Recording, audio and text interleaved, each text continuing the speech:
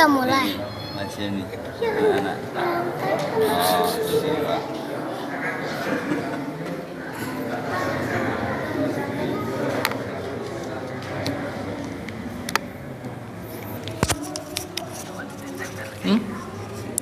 Temik.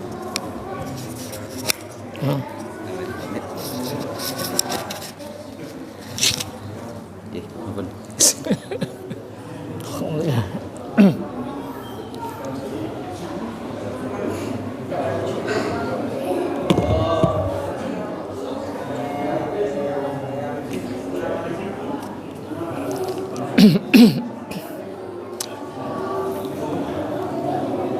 Assalamualaikum warahmatullahi wabarakatuh.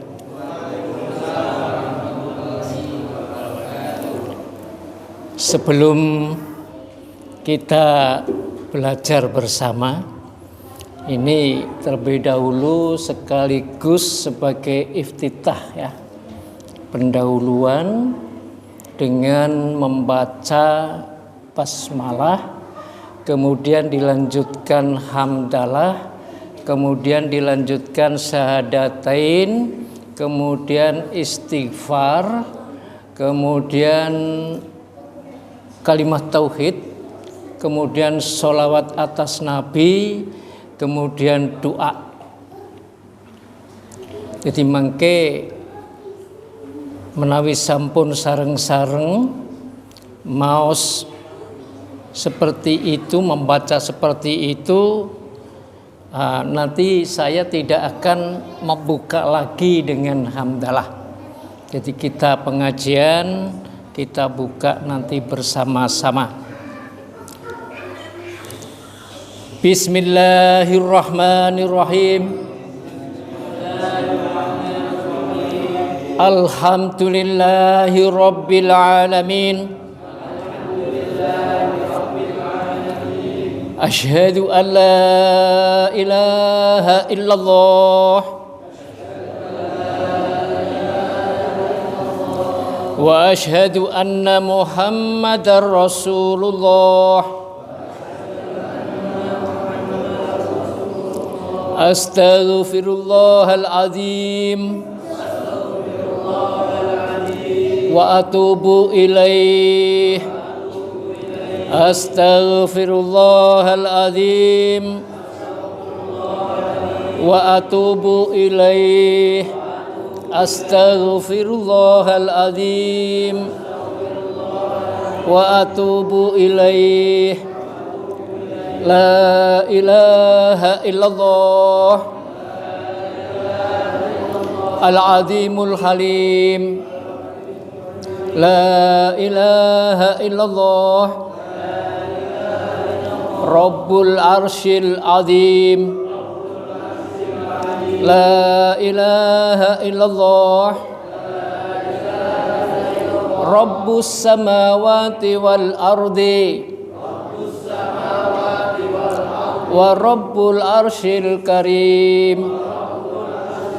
Allahumma salli ala Muhammad wa ala ali Muhammad kama sallaita ala Ibrahim wa ala ali Ibrahim innaka Hamidum Majid.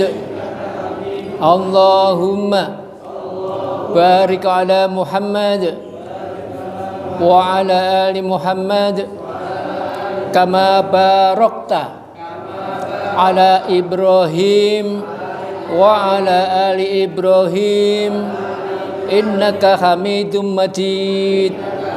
Assalamu ala Muhammad. Assalamu ala Nabi. Rabbi awsi'ni an ashkura ni'matakallati an'amta alayya wa ala walidayya wa an a'mala salihan tardahu wa aslih li fi dzurriyyati inni tubtu ilaika wa inni minal muslimin Allahumma inni as'aluka husnal khatimah wa a'udzubika min su'il khatimah. Allahumma inni as'aluka ridhoka wal jannah wa a'udzubika min sakhatika wan nar. Allahumma inni as'aluka rizqan halalan thayyiban kasiron mubarakan birahmatika ya arhamar rahimin. Jumat pakai bahasa Indonesia saja ya. Bapak-bapak dan ada ibu ndak ini? Wonten nggih ibu-ibu, adik-adik semuanya rahimakumullah. Mudah-mudahan kita semua yang hadir di majelis takmil di Masjid Al-Hidayah menika mendapatkan rahmah barokah. Mugi-mugi doa kelolan panjenengan ingkang sampun dibaca tadi mendapatkan diterima oleh Allah Subhanahu wa taala. Amin amin ya rabbal alamin. Pada malam hari ini kita sedikit berpikir ya.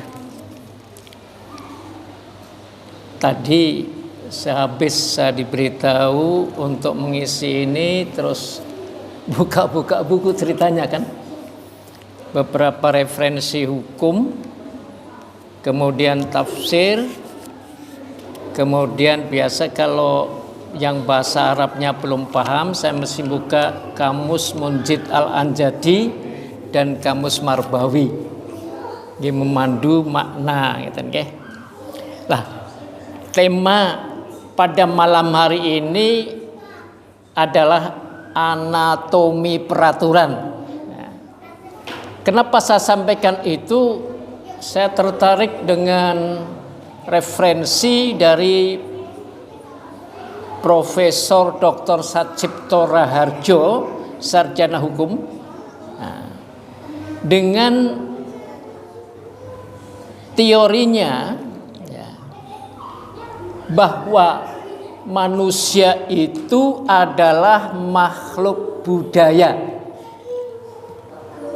Dia menyampaikan manusia makhluk budaya, sehingga saya pun harus membuka kamus bahasa Indonesia ini kan. Ya. Ditekankan bahwa kehidupan manusia sebagai makhluk budaya itu di situ ada yang namanya norma kultur. Norma kultur ini sudah mencakup seluruhnya kan. Baik itu norma hukum, norma susila, maupun norma-norma yang lain. Ini satu konsepsi teori yang sangat bagus. Yang pertama, manusia mempunyai status biologis lebih baik dari makhluk-makhluk yang diciptakan oleh Allah selain kita manusia. Lebih baik dari makhluk tumbuh-tumbuhan, lebih baik dari makhluk binatang. Meskipun makhluk yang lain itu punya keistimewaan tersendiri, gitu kan? Kalau kita perhatikan yang sehari-hari, misalnya kita mempunyai seekor kucing. Kucing itu yang pengalaman yang saya alami, supaya tidak masuk halaman itu saya pakai dia kasih kasa, kawat kan. Tapi ternyata di pintu ada lubang kecil. Kucing sudah masuk ke dalam, saya ambil, saya keluarkan melalui lubang kecil. Yang tadinya tidak bisa masuk lubang kecil dari luar kan. Saya keluarkan lubang kecil, saya tinggal masuk, ternyata bisa kembali lewat lubang kecil. Apakah kucing itu diberi akal? Tidak. Yang diberi akal adalah manusia. Manusia diberi akal itu sangat luas, sehingga kadang tidak terkendali dengan akalnya itu. Makanya ada yang berpendapat bahwa malaikat diciptakan Allah diberi akal yang terbatas, sehingga malaikat itu taat, tidak seperti manusia ini. Nah, sekarang tanda tanya, apakah seekor hewan juga diberi akal? Diberi insting yang lebih kuat. Berbeda-beda antar binatang yang satu dengan yang lain. Manusia diberi akal berbeda-beda antara manusia yang satu dengan yang lain. Ini sekedar untuk perbandingannya. Makanya manusia dalam teori Dawam Raharjo punya status biologis lebih baik dari makhluk Allah yang lain. Bagaimana Islam? Nah, sekarang kan Islam membenarkan hal itu. Buktinya dari mana? Kita baca surat At-Tin. Laqad khalaqnal insana fi ahsanit taqwim. Ini ada isim tafwil ahsanit taqwim. Ahsan itu berarti lebih baik. Kalau ajmal lebih cantik. Fi ahsanit taqwim, dalam bentuk yang sebagus-bagusnya. Ini manusia kan. Yang kedua, manusia adalah makhluk budaya. Ini kan. Ini konsep dari Profesor Dr. Dawam Raharjo ini. Manusia adalah makhluk budaya. Sekarang kita lihat dulu. Ada dua kata, makhluk dan budaya. Apa budaya itu?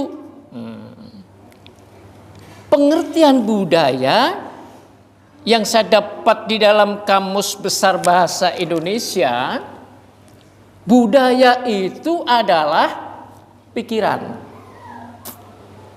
Dua, akal budi, cipta, rasa, dan karsa. Kemudian adat istiadat, ini budaya. Yang keempat, punya cara hidup yang berkembang. Jadi manusia makhluk budaya. Karena punya pikiran, punya akal budi, punya adat istiadat, kebiasaan, dan punya cara hidup untuk berkembang. Ini makanya Raharjo mengatakan manusia makhluk budaya. Nah, yang ketiga, manusia itu punya kemampuan menerima isyarat. Manusia punya kemampuan menerima isyarat yang tidak dapat isyarat itu ditangkap oleh makhluk-makhluk yang lain selain manusia. Pemikirannya cukup tinggi. Nah, kemampuan menerima isyarat, tapi isyarat itu tidak bisa ditangkap oleh makhluk-makhluk lain selain manusia. Inilah teori dari Profesor Dr. Sacipto Raharjo dengan aspek norma kulturnya. Ma'asyiral muslimin wal mu'minin rahimakumullah. Sekarang kita perhatikan ada dua teori yang saya masukkan di sini. Yang kedua, teori Parsons. Parsons mengeluarkan teori dengan cybernetikanya. Ini agak rumit ini. Cybernetika bahwa menurut Parsons manusia Jadi saya semua ini dikontrol, diawasi oleh arus-arus informasi tertentu. Jadi kita ini diawasi, dikontrol oleh arus-arus informasi tertentu dari sumber yang tertinggi. Lihat Parson ini. Apa sumber yang tertinggi? Beliau menyampaikan sumber tertinggi itu adalah ultimate reality. Ini teorinya Parson kan, dengan cybernetikanya kan. Kita diawasi dari sumber yang tertinggi, yaitu ultimate reality. Kami tidak tahu apa agama dari Parson ini, tapi teori dia mengatakan diawasi oleh ultimate reality. Apa ultimate reality? Menurut beliau itu adalah kebenaran sejati. Ini kan. Jadi diawasi oleh kebenaran sejati. Bagaimana dengan Islam sekarang? Bagaimana dengan Islam? Di dalam Islam yang kita peluk agama Islam, kita yakin bahwa agama Islam itu agama yang paling tinggi. Tidak ada yang melebihi ketinggian agama Islam. Itu harus yakin kan? Al-Islam al-Haq. Di dalam Islam, kebenaran sejati itu adalah ilmu dan kekuasaan Allah. Kebenaran sejati, tidak bisa yang bisa melawan ilmu Allah dan kekuasaan Allah. Orang di dunia punya ilmu yang tinggi, itu pemberian Allah. Maka katakan wa ma utitu minal ilmi illa qalila. Aku tidak datangkan ilmu kepadamu kecuali hanya sedikit. Di dunia manusia diberi kekuasaan relatif, maka tidak boleh sombong berkuasa. Yang lupa kemudian menciptakan undang-undang yang tidak memihak kepada umat. Ini pertanggungjawabannya di hadapan Allah lebih berat. Ini kan, karena melanggar ilmu dan kekuasaan Allah. Allah kita yakin yang menciptakan dan yang memelihara, yang memberi hidup makhluk-makhluknya. Kenapa di dalam surat Fatihah ayat pertama alhamdulillahi rabbil alamin, kok ndak alhamdulillah khaliqil alamin, ndak menggunakan kata Rabbun. Rabbun ini tidak sekedar menciptakan, punya makna. Rabbun ini yang menciptakan dan yang memelihara. Ini Allah kan. Makanya Rabbul Alamin, itu kan Fatihah.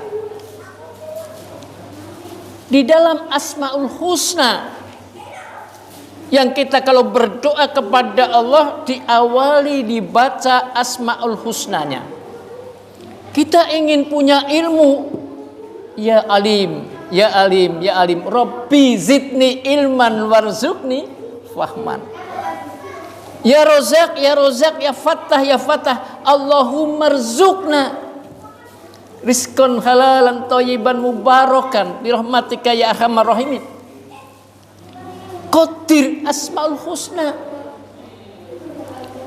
Kalau kita hidup didolimi karena orang yang punya kekuasaan, kita baca ya Qadir, ya Qadir, ya Qadir. Disitulah Asmaul Husna, karena ilmu dan kekuasaan Allah berarti di dalam kehidupan kita. Oleh karena itu, sekarang di dalam surat At-Taubah kita selalu membaca, ada riwayat dibaca pada saat selesai maghrib dan selesai sholat subuh minimal 7 sekali. Insya Allah Allah akan memberikan perlindungan, memudahkan urusannya. Kalau ayatnya saya lupa, hafalnya. Hasbiyallah la ilaha illa huwa alaihi tawakkaltu wa huwa rabbul arsyil azim. Hasbiyallah la ilaha illa huwa alaihi tawakkaltu wa huwa rabbul arsyil azim. Ayatnya lupa. Nanti dicari dalam surat At-Taubah. Kembali lagi dengan teori cybernetikanya kan, person. Arus informasi menurut teori cybernetikanya person itu dari ultimate reality, sumber yang tertinggi. Di situ person menjelaskan dapat menimbulkan kesadaran. Jadi arus informasi dari kekuatan yang lebih tinggi itu yang dikatakan ultimate reality itu bisa menimbulkan kesadaran manusia menuju aturan atau norma. Jadi harus dari atas yang tertinggi menuju. Beliau mungkin karena bukan Islam tidak meyakini mungkin tentang Allah kan, menggunakan ultimate reality. Bentuknya apa? Bentuknya kata person itu mana yang boleh dilakukan, dua, mana yang tidak boleh dilakukan. Jadi harus informasi itu turun dari apa yang tersumber tertinggi, ultimate reality itu turun kepada manusia, kemudian menuju satu norma. Kalau norma di dalam person beda, kalau di dalam Lajok norma kultur. Ini beda. Mana yang boleh dilakukan, mana yang tidak boleh dilakukan. Di dalam Al-Quran, sekarang kita melihat teori dari person itu, kita melihat di dalam Al-Quran. Teori cybernetika itu digariskan oleh Allah Subhanahu wa Ta'ala di dalam surat As-Sams ayat 9 dan 10. Itu. Kita baca di situ. Fa'alhamaha. Allah menggunakan alhama kan, memberikan ilham, inspirasi ya. Fa'alhamaha fujuroha wa taqwaha. Allah memberikan ilham kepada manusia. Dua belah kan. Yang satu fujur, perbuatan dosa, yang sebelahnya takwa, perbuatan taqarruban ila Allah, taat kepada Allah, mendekatkan diri kepada Allah. Ada dua. Memberikan inspirasi kepada manusia. Tinggal kita milih takwa atau milih fujur. Situlah. Ada kebebasan. Silakan milih yang fujur, silakan milih yang takwa. Kalau dilanjutkan ayat itu, qad aflaha man zakkaha. Ini sungguh berbahagia, beruntung man zakkaha, orang yang mensucikan jiwanya, hatinya. Wa qad khaba man dassaha, dan sungguh merugi orang yang mengotori jiwanya atau hatinya. Sehingga muncul pengertian apa? Yang pertama, tentang hal-hal yang patut dijunjung tinggi harus dijaga dan dipelihara. Ini kan hal-hal yang patut untuk diperhatikan, dijunjung tinggi, harus dijaga dan dipelihara. Dari surat As-Sams yang barangkali kita sering membaca, bahwa ketakwaan itu adalah anugerah Allah. Anugerah Allah. Jika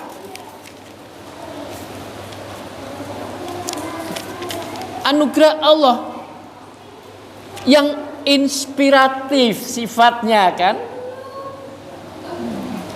dengan Allah, dengan kalimat fa'alhamaha ini kan, bukan kalimat yang lain tapi menggunakan fa'alhamaha. Allah memberikan inspirasi kepada manusia, ini bentuk fujur dosa, ini bentuk takwa. Nah ini kan, makanya dari inspirasi dari Allah itu yang diberikan kepada kita itu harus dijaga kalau takwa, gitu kan? Perbuatan dosa sekarang fujur juga anugerah inspirasi dari Allah dengan kalimat fa'alhamaha, sama fa'alhamaha fujuraha wa taqwaha, harus dijauhi, jangan sampai dipelihara di dalam diri kita. Sekarang akibat hukumnya apa? Orang yang menjaga ketakwaan bermakna kebahagiaan akan dapat diraih sempurna. Makanya dalam ayat Al-Quran bahwa khair zat, sebaik-baik bekal at-taqwa. Takwa. Sebaik-baik bekal itu takwa. Kalau sudah takwa, sudah habis ini. Karena takwa mengerjakan semua perintah Allah, meninggalkan larangan Allah, ya jelas pasti masuk di dalam surga. Nah, ini kan. Kalau orang condong kepada fujurnya dosa, karena sengaja, karena lalai, karena lupa, berakibat kerugian diri sendiri. Makanya dengan kalimat khawba, merugi, dialami dirinya sendiri. Allah tidak dirugikan, tapi kita sendiri yang dirugikan. Ini kan. Menjaga ketakwaan, ma'asyiral muslimin wal mu'minin rahimakumullah. Menjaga ketakwaan itu kita tingkatkan ibadah kita. Kita tingkatkan membaca Al-Quran kita. Al-Quran itu kalau dibaca, digali itu, subhanallah. Saya kalau pengajian di Masjid Al-Hikmah, saya khusus pentafsiran kajian surat Ar-Ra'd. Bukan main dalam surat Ar-Ra'd. Istilah juru bicara sekarang, juru bicara presiden, juru bicara itu diambil dari surat Ar-Ra'd itu. Di perkembangan kehidupan. Usus di sana Ar-Ra'd.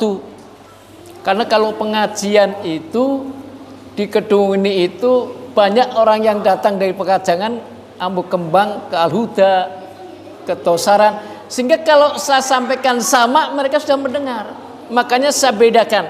Kalau di Masjid Al-Hikmah saya menggunakan kajian tafsir surat Ar-Ra'd. Kalau di Al-Muqarrabah kajian tafsir surat Yasin sudah selesai.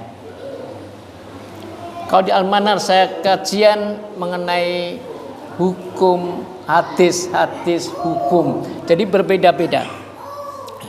Nah, kembali menjaga ketakwaan itu tingkatkan ibadah, tingkatkan baca Al-Quran, tingkatkan baca tuntunan Nabi Muhammad.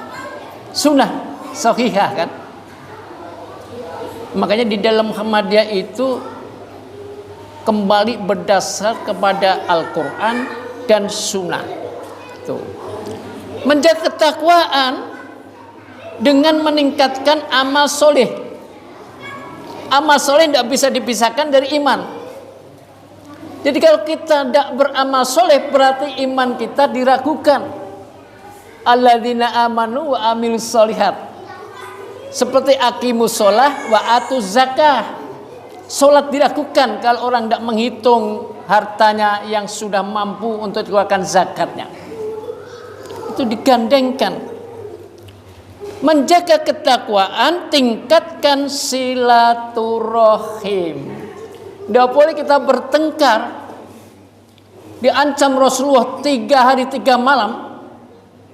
Kalau orang bertengkar, justru yang pertama kali datang untuk mediasi rujuk, itu pahalanya yang sangat besar di hadapan Allah.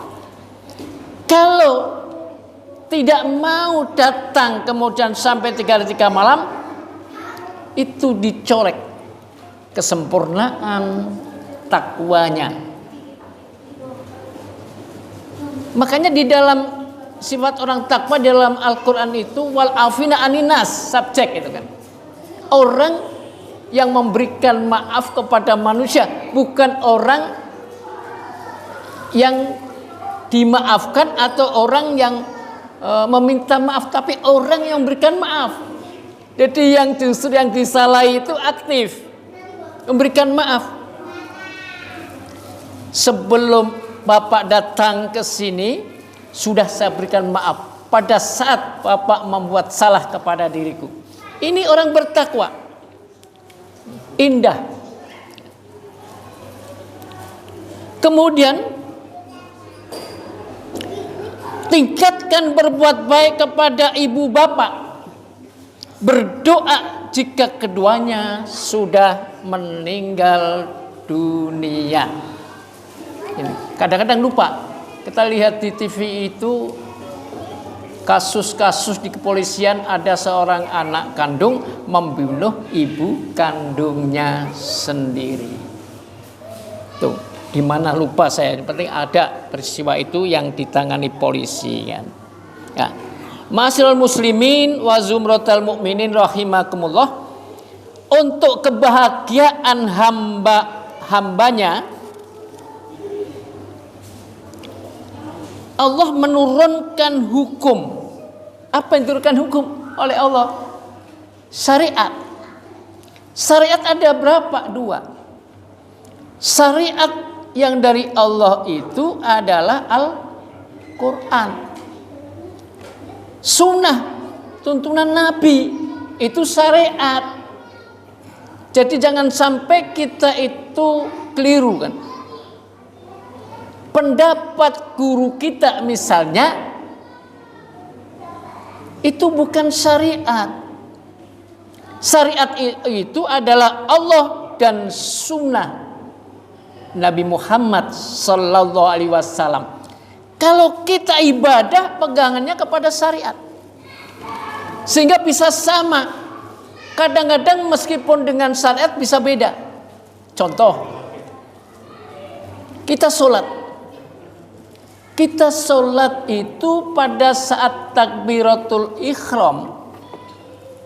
Nabi kan berdasarkan aturan takbiratul ihram itu tangan sejajar dengan bahu, hampir pada daun telinga kan. Itu bukan begini toh, itu agak ke belakang. Kenapa? Di dalam takbiratul ihram itu di situ ada gerak anatomi sebenarnya. Di sini ada otot, belakang ada otot, samping ada otot. Itu memperkuat otot sebenarnya. Kalau kita hitung sehari semalam kita takbir yang mengangkat tangan itu, sholat fardu ada 43 takbir yang mengangkat tangan. Berarti sehat kita ini. Kalau kita tambah sholat tahajud, sholat duha, qobliyah ba'diyah, berarti berapa kali kita takbir mengangkat tangan. Pada saat kita meletakkan tangan itu ada 3 macam yang diberikan Rasulullah. Yang pertama bisa ditumpuk telapak tangan ini bisa pergelangan, bisa sampai lengan. Kalau sampai siku tidak ada tuntunannya kan? Tuh. Itu kenapa Rasulullah itu meletakkan tangan ala sodri, dada, bukan di perut. Nah, di situ ada gerak anatomi yang namanya kompresi. Menekan dikit, lembut. Karena apa? Karena di balik kerongkong kita itu, kerangka kita itu ada 2 paru-paru, ada jantung di dalam. Kompresi. Kalau orang pingsan, langkah pertama masih ditekan untuk menggerakkan jantung kan. Nah, kemudian setelah ruku, i'tidal, ya, sami Allahu liman hamidah. Di dalam hadis Nabi itu kembali kepada keadaan semula, ya. Keadaan semula ini meskipun dasarnya dari Nabi, interpretasi penafsiran beda-beda. Ada yang kemudian kembali semula seperti sebelum takbiratul ihram, tangan sini kan, yang kita lakukan kan. Tapi ada yang kembali semula, kembali setelah takbiratul ihram. Ada. Coba kita lihat, ada sami Allahu liman hamidah. Gini kan. Ada yang lurus. Karena apa? Kalimat itu ada penafsiran. Sehingga berbeda. Itu saja yang ada di dalam syariat salat kan. Apalagi kalau kita menganut pendapat A, B, C, D beda-beda. Situlah. Sudah perlunya syariat seperti itu. Nah, syariat yang diturunkan Allah itu Al-Quran dan Sunnah. Syariatnya apa? Sumbernya Allah dan Rasulullah. Ulama fikih kan, untuk kebahagiaan pula beristihad menyusun kitab-kitab fikih. Makanya banyak tren-tren mazhab-mazhab dalam kitab fikih. Seperti contohnya di dalam kitab I'anatut Thalibin itu adalah mazhab Imam As-Syafi'i. Banyak kitab-kitab fikih itu. Nah, negara untuk kebahagiaan bangsa umat mengeluarkan aturan-aturan hukum, ya kan? Norma-norma hukum. Jika diterapkan dalam kehidupan antar manusia di dunia, ini menurut Dawam Raharjo bisa dinamakan norma kultur. Kenapa kau tidak pakai norma hukum? Norma hukum sudah masuk dalam norma kultur. Ini menurut Dawam Raharjo seperti itu kan teorinya kan. Nah, norma kultur bisa meliputi taat kepada keharusan-keharusan alamiah. Norma kultur masuk di dalamnya. Kata Raharjo kan, masuk keharusan-keharusan alamiah yang dikenal dengan norma alam. Ini perkembangan seperti itu. Norma alam. Taat kepada keharusan-keharusan tata krama, etika atau akhlak yang dikenal dengan norma susila. Nih kan? Norma susila. Ada pendapat ahli ya, selain Parson, selain Dawam Raharjo,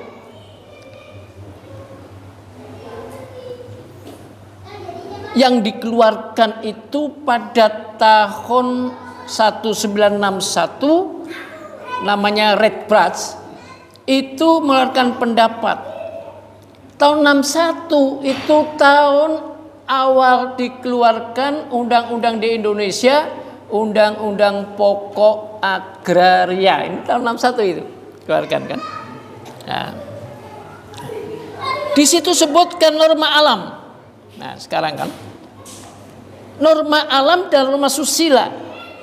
Norma alam misalnya menjaga lingkungan hidup dengan baik. Ini alam.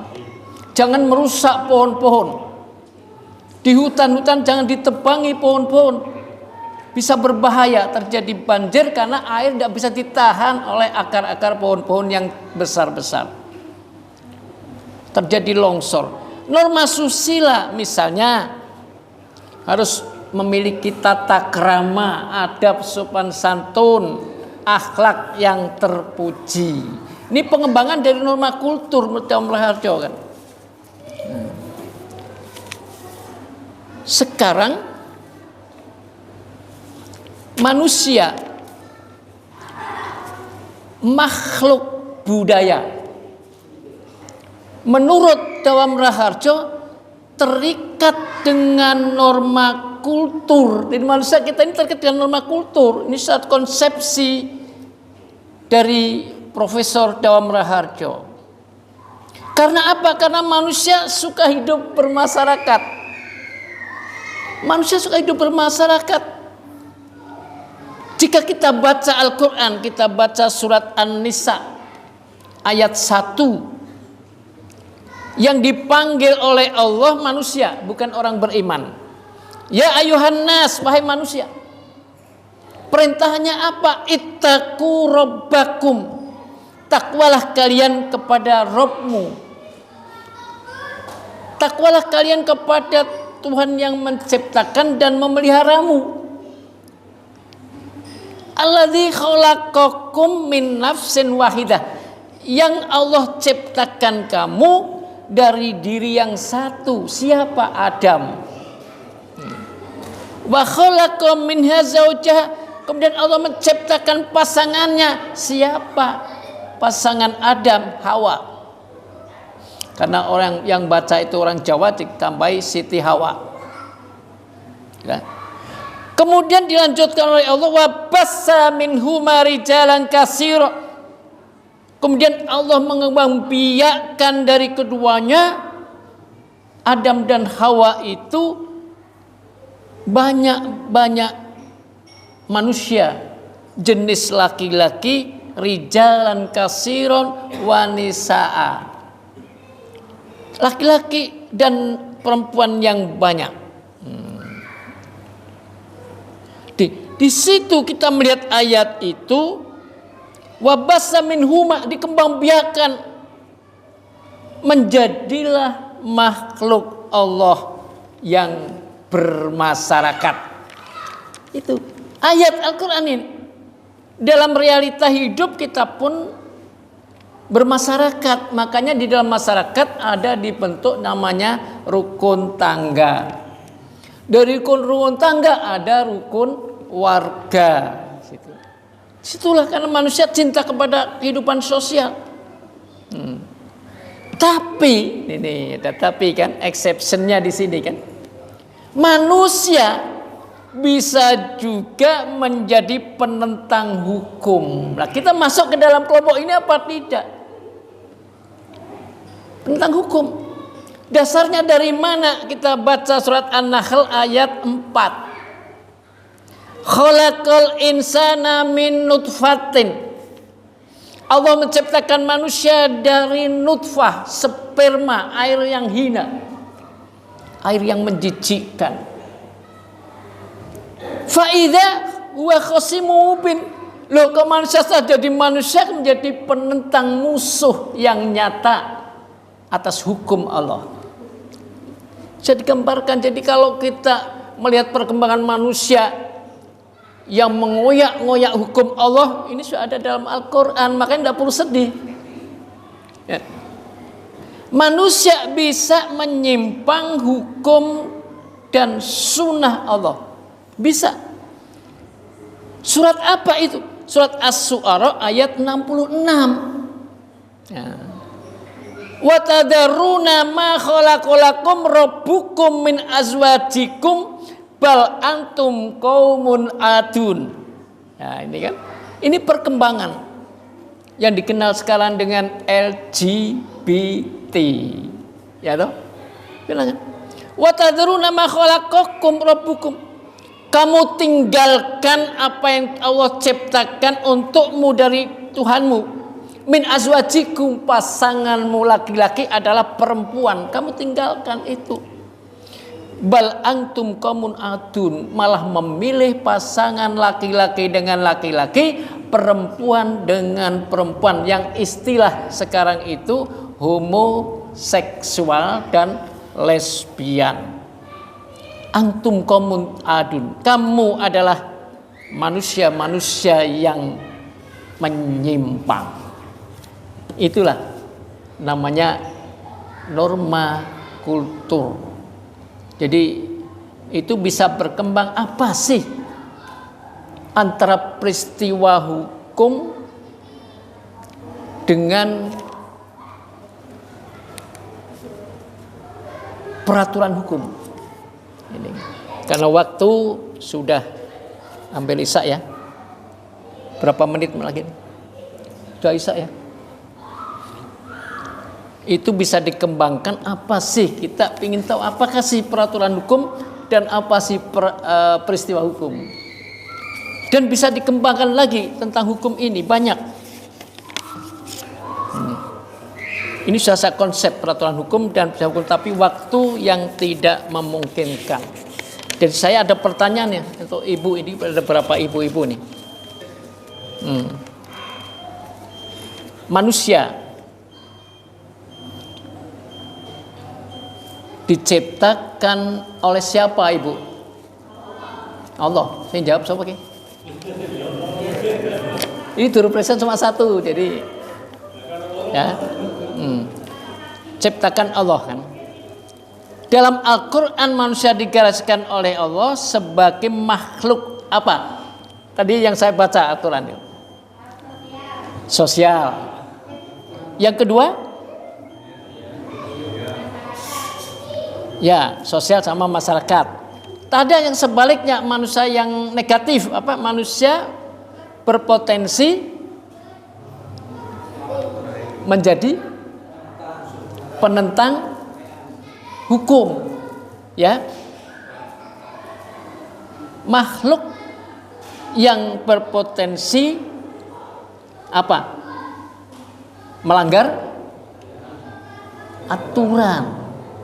Melanggar aturan itu manusia, memang dalam Al-Quran seperti itu. Kelompok-kelompok manusia seperti itu. Lah, menurut profesor tadi Satcipto Raharjo, bukan Dawam Raharjo, itu dari dalam aspek kultur manusia adalah makhluk apa? Ingat apa enggak itu? Satcipto Raharjo, manusia itu makhluk apa? Makhluk bu? Ibu dia jawab ini. Sekarang apa makhluk budaya itu?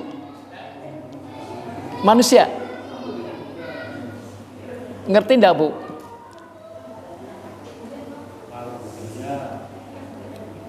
Lali ya. Nah, meskipun lali, ini ada durpes untuk ibu nih. Ini memang khusus untuk ibu ini. Siapa tadi yang menjawab satu?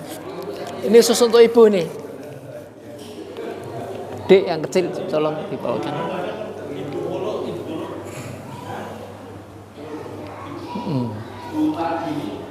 Ibu tadi pasien jawab siapa? Yang kedua untuk bapak ini. Untuk bapak apa ini?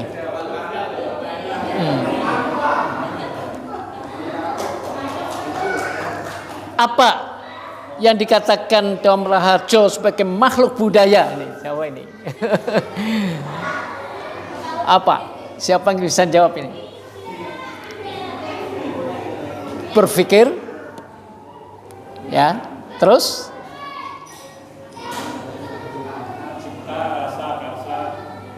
ya, akal budi, ya, terus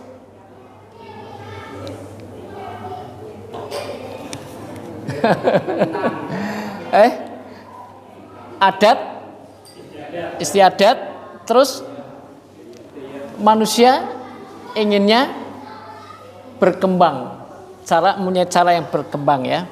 Nah, sekarang saya mau tanya, apa teori Parson tentang cybernetika? Manusia itu diawasi oleh arus informasi dari mana? Ini Parson nih. Tadi apa? Yang bisa jawab siapa? Siapa? Ayo, apa itu istilahnya Parson? Ultimate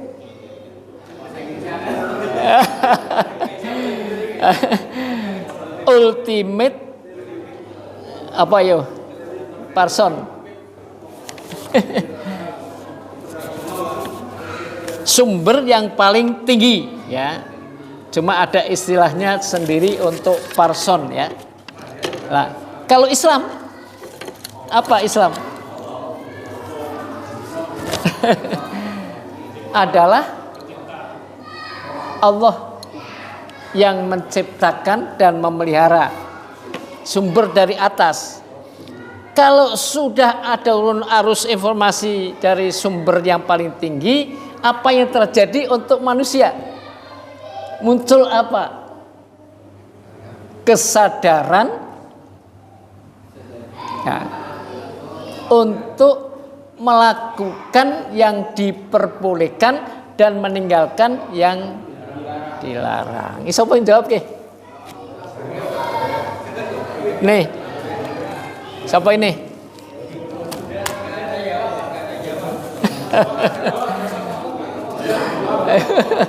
Nih.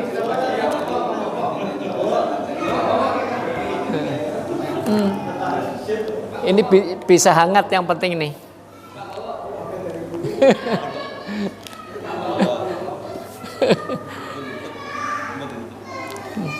Bareng-bareng juga bisa ini. Yang penting ada air panasnya. Oh, udah tahu.